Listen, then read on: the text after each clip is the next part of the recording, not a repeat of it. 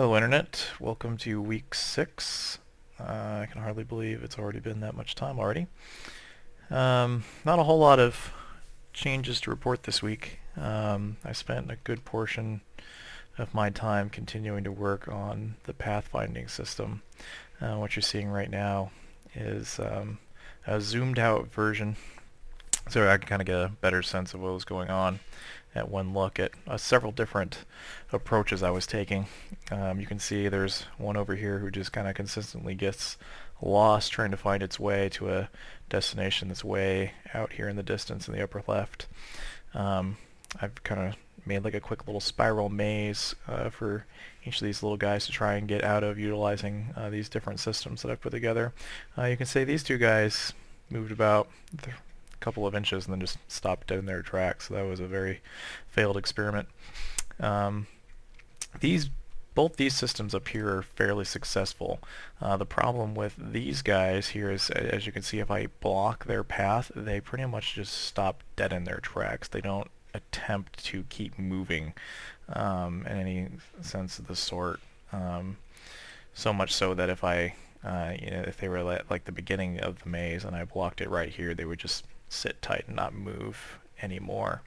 I've had the most success so far with this last option, which is these red guys, and as you can see, they're continually updating, giving themselves little baby steps, pretty much is what I like to call it. They're making little goals, just a few pixels ahead of them at a time, that they're then trying to path to. So you can see if I get between them and their goal, they just walk around me trying to get to that specific goal.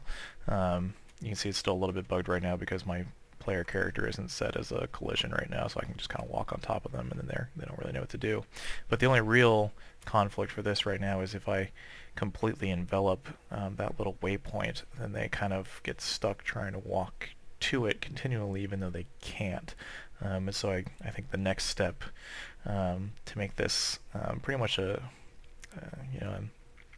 go-to system will be to put in a fail-safes for this. So either making the like a collision circle around them where that would encompass the maximum size of any player object that could be blocking this. So therefore, if they're within this distance, they could still recognize that they have achieved this waypoint and continue on. Or just like a timer built in where if they haven't reached the waypoint within like 5 seconds or something like that, they'll automatically continue on to the next one. So that way, if someone was standing on it like this, they would just circle around it a couple of times, realize that they couldn't get there, and just move on to the next step, and then progress further and further closer to their end point down here, which would be the base in this case. So that's coming along. We'll get there. The other big addition this week, you can see down here, I've replaced my sword with an arrow.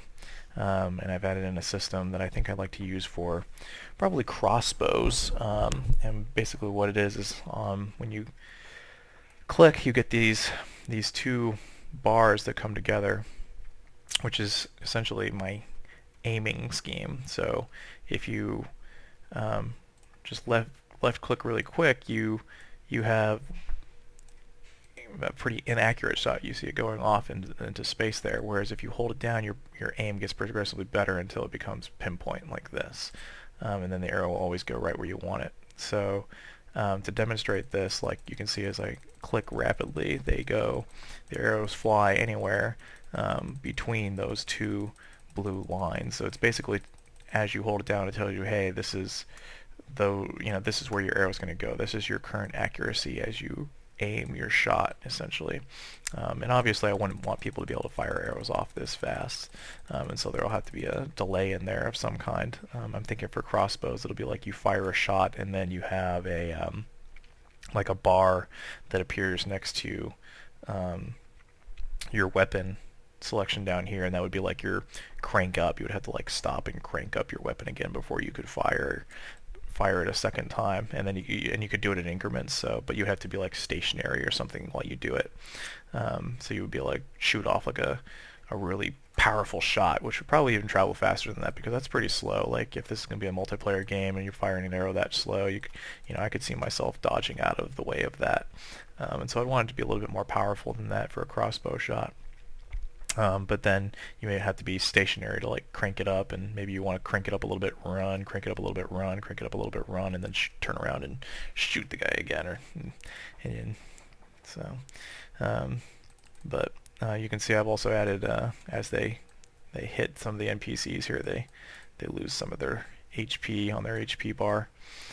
You can see it going down there. When I was testing out some of my collision code here on these guys originally, I kind of bugged up their whole process, and now they're not like charging or anything anymore, and so I got to go through and fix that. But as you can see, if I hit them enough times with arrows, then their HP goes away and then they cease to exist. So combat system is coming along inches at a time, but got 3 different weapons going now. They're all fairly unique in some way, so I might start focusing on different aspects now, kind of trying to pull everything together, see if I can get a cohesive kind of looking project going. But yeah, that's all for this week. Stay tuned for future developments.